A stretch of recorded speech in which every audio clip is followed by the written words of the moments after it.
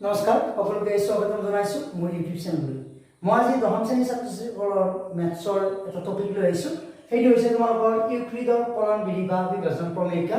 আৰু ইয়াৰ সহায়ত তোমালোকে কিদৰে গসাউ নিৰ্ণয় কৰিব পাৰিবা দুটা সংখ্যাৰ, সেইটো মই আজি তোমালোকক এই ভিডিঅ'টোত দেখুৱাম। গতিকে তোমালোকে ভিডিঅ'টোৰ এণ্ডলৈকে দেখিবা।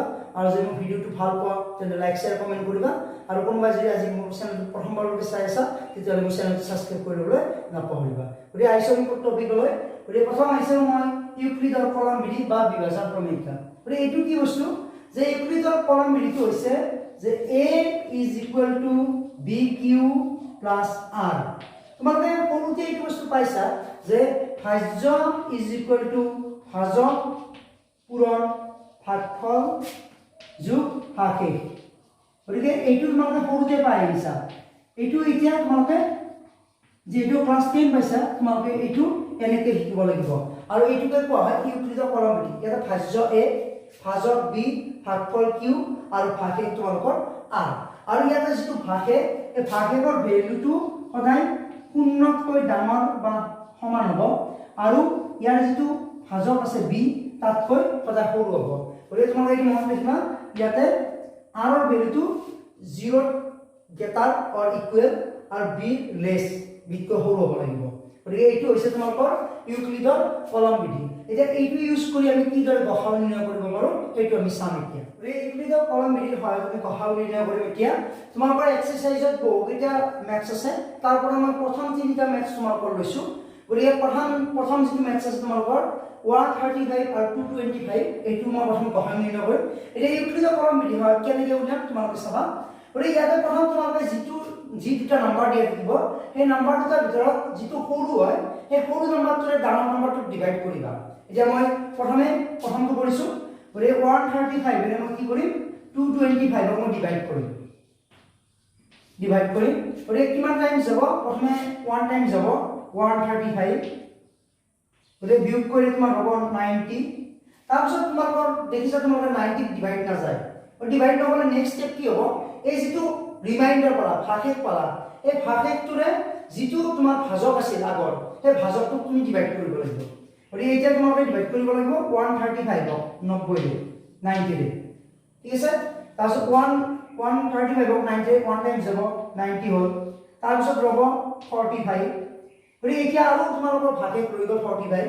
গতিকে এইবাৰ 45ৰে আগৰ যিটো ভাজক 90 আছিল তাক ডিভাইড কৰিব লাগিব। 90 ডিভাইড কৰা 45ৰে দুবাৰ যাব 90। গতিকে তোমাৰ ভাগশেষ কি হ'ল 0। মানে যেতিয়ালৈকে তুমি ডিভাইড কৰি ভাগশেষটো 0 নোপোৱা তেতিয়ালৈকে তোমালোকে এই প্ৰচেছটো কৰি থাকিব লাগিব। অৰ্থাৎ ভাগশেষেৰে আগৰ যিটো ভাজক সেই ভাজকটোক তোমালোকে ডিভাইড কৰিব লাগিব। গতিকে এনেকৈ কৰি তোমালোকে যেতিয়া 0 পাবা তোমালোকৰ এইটো ষ্টেপ খতম। তাৰপিছত তোমালোকে ইউক্লিডৰ কলন বিধিটো তোমালোকে ইউজ কৰিব লাগিব। এতিয়া ইউক্লিডৰ কলন বিধি মতে বা কলন বিধি ব্যৱহাৰ কৰি এনেকৈ লিখিবা কি হ'ব ইয়াতে যে প্ৰথম তোমালোকৰ ভাজ্য আছে 225, ভাজক হ'ল 135, ভাগফল 1 আৰু ভাগশেষ 90।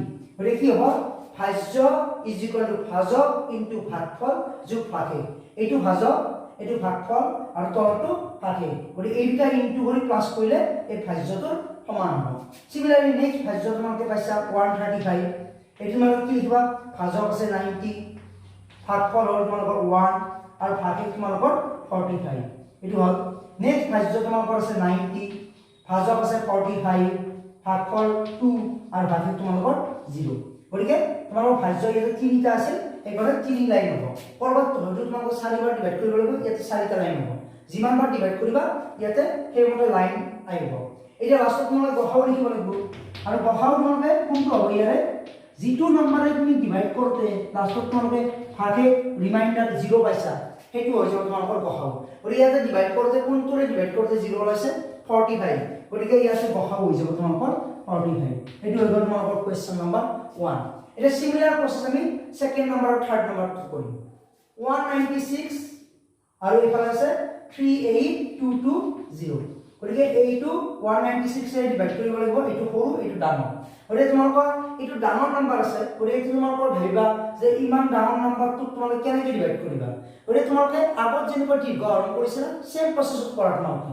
যে 196 এৰ পাম 382 চোৱা তোমাৰ 382 দুবাৰ নাযায় দুবাৰ লৈ 390 সামথিং হ'ব গতিকে তোমাকে এবাৰ দিয়া এটো 196 হ'ল তাৰপিছত তোমাকে মাইনাস কৰা 12 পৰা 6 গলে 6 ইয়াত যদি তোমাৰ লগত 7 এক ধাৰে না 17 17 পৰা 9 গলে 8 আৰু 2 পৰা 1 গলে 1 থাকিব তাৰপিছত তোমাকৰ নাম্বাৰ আৰু আছে 2 আৰু 2 টো আৰু নমাই আনা তাৰপিছত এইবাৰ যাব তোমাকৰ 9 বাৰ যাব মানে ইনটু কৰিব চাও কৰা 196 ইনটু 9 কিমান হ'ব 954 আৰু 5 9 9 81 85 8 থেকে 9 8 17 গতিকে 9 বাৰ দিলে হ'ব মান 1764 তাৰপিছত তোমাৰ 12 পৰা 4 গলে 8 এতে 15 ধাৰে আনিলে 15 হ'ব 15 পৰা 6 গলে 9 আৰু বাকি ইখিনি নাথাকে এবাৰ নামি এবাৰ তোমাকৰ 0 তাৰপিছত তোমাৰ 196 এৰে 5 টাইমছ যাব 5 বাৰ ইনটু কৰিলে হৈ যাব 980 গতিকে ভাগে কি পাই গলা 0 গতিকে তোমাক এইটো নাম্বাৰ ডিভাইড কৰোতে এক মানে এইটো নাম্বাৰে গুটে নাম্বাৰটো ডিভাইড গুছি গল 0 যদি ভাগে যদি তুমি 0 নাপালা বা বেলেগ পালা তেতিয়াহলে সেই ভাগটোৰে ইয়াক আৰু ডিভাইড কৰিব লাগিব কিন্তু ইয়াতে যেটো ভাগে আমি 0 পাইছো গতিকে আৰু ডিভাইড কৰিবৰ প্ৰয়োজন তোমালোকৰ নাথাকে গতিকে ইয়াত এতিয়া ইউক্লিড কলম আহিলে কি লাইন আহিব এটা লাইন আহিব কাৰণ ভাজ্য তোমালোকৰ এটা পাইছো গতিকে ইউক্লিডৰ কলম বিধি মতে এনেকৈ লিখিবা বা কলম বিধি ইউজ কৰি ব্যৱহাৰ কৰি পাম এনেকৈ লিখিলে হ'ব গতিকে তোমাৰ ইয়াতে ভাজ্য আছে 38220 গতিকে ভাজক হ'ব তোমালোকৰ 196 ভাগফল তোমালোকৰ হৈ গ'ল 195 আৰু ভাগিত তোমালোকে কি পাই গৈছা 0 পাইছা গতিকে এক থেকে গসাও গতিকে আগৰ প্ৰসেস গসাওটো কি হ'ব যে যিটো নম্বৰ আমি ডিভাইড কৰোতে 0 আছে গতিকে ইয়াতে তুমি এটা নম্বৰে ডিভাইড কৰিছো বেলেগ নম্বৰটো নাই গতিকে ইয়াতে ভাগ যিটো গসাও এটো হৈ যাব 196 গতিকে একেবাৰে ইজি ম্যাথছ তোমালোকে কি হ'ব ভাগটো 0 পোৱালৈকে ডিভাইড কৰিব লাগিব এটো কথা এবাৰ আইছো আমি কোৱেশ্চন নম্বৰ 3 অৰ্থাৎ ইয়াৰে third number example last example গতিকে ইয়াতে সৰু নম্বৰ আছে আমাৰ 255 আৰু ডাঙৰ আছে 867 গতিকে সৰুটোৰে ডাঙৰটো ডিভাইড গতিকে ইয়াতে তোমালোকে যদি চোৱা 3 বাৰ যাব 5 3 15 1 থেকে 5 থেকে 15 কে 16 2 3 6 কে 7 গতিকে 3 বাৰ গল তো 7 পৰা 5 গলে 2 ইয়াতে তোমাৰ 6 6 গলে 0 আৰু 8 পৰা 7 গলে 1 গতিকে ভাগে ৰৈ গল ইয়াৰে এটো ডিভাইড না যায় আৰু বেলেগ নাম্বাৰো না নামিবৰ কাৰণে গতিকে এতিয়া এই যিটো ভাগে এটোৰ আগৰ ভাজকটো কৰিব লাগিব নাম্বাৰ 1 ৰ নিচিনা গতিকে এতিয়া আমি ডিভাইড কৰিম 255 102 ৰে গতিকে ইয়াতে দুবাৰ যাব গতিকে দুবাৰ ইনটু কৰিলে 102 204 হ'ব গতিকে মাইনাস কৰি দিয়া 51 হ'ব এবাৰ আৰু ভাগে হল এবাৰ 51 ৰে আগৰ ভাজক 102 102 ডিভাইড কৰা 2 টাইমছ যাব 102 হ'ব গতিকে ভাগে হৈ গ'ল তোমাৰ 0 আৰু কৰাৰ প্ৰয়োজন নাথাকে গতিকে এই বুলি কলম মিলাব কৰি মই লাইনটো লিখো গতিকে কি লিখিবা ইয়াৰ ভাজ্য হ'ব 867 হ'ব এটা ভাজ্য হ'ব 255 আৰু এবাৰ ভাজ্য হ'ব 102 গতিকে তিনিবাৰ পাবা তিনিটা লাইন গতিকে 867 ভাজক হৈ গ'ল 255 ভাগফল আছে তোমাৰ 3 আৰু ভাগে হৈ গৈছে 102 নেক্সট ভাজ্য হৈছে ভাজক হৈছে 102 ভাগফল 2 আৰু ভাগে 51 নেক্সট ভাজক 51 ভাগফল 2 ভাগে 0 এইখিনি হৈ গ'ল তোমালোকৰ লিখা ইউক্লিড কৰা বিধি তাৰপিছত লাষ্টত গসাও লিখিবা তোমালোকৰ HCR গতিকে গসাও তোমাৰ ফুল ফৰ্মটো হৈছে গৰিষ্ঠ সাধাৰণ উৎপাদক অৰ্থাৎ এই নাম্বাৰ দুটাৰ যিটো উৎপাদক আছে তাৰ সাধাৰণ উৎপাদক তাৰ যিটো ডাঙৰ সাধাৰণ উৎপাদক সেইটো হয় তোমালোকৰ গসাও আৰু ইয়াত ইংৰাজীত তোমাৰ লিখে HCR হাইয়েষ্ট কমন ফ্যাক্টৰ বুলি হাইয়েষ্ট কমন ফ্যাক্টৰ গতিকে ইয়াৰ কি হ'ব आंसर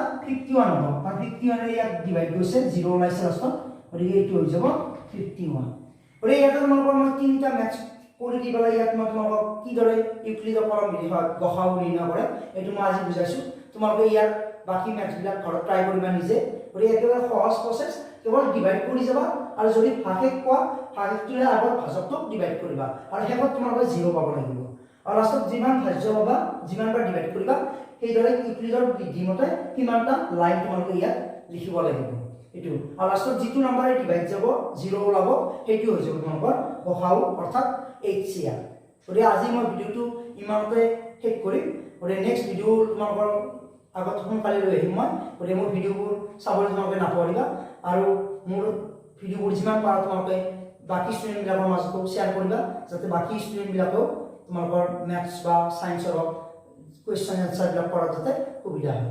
আজি ইমানতে এৰিছোঁ। নমস্কাৰ।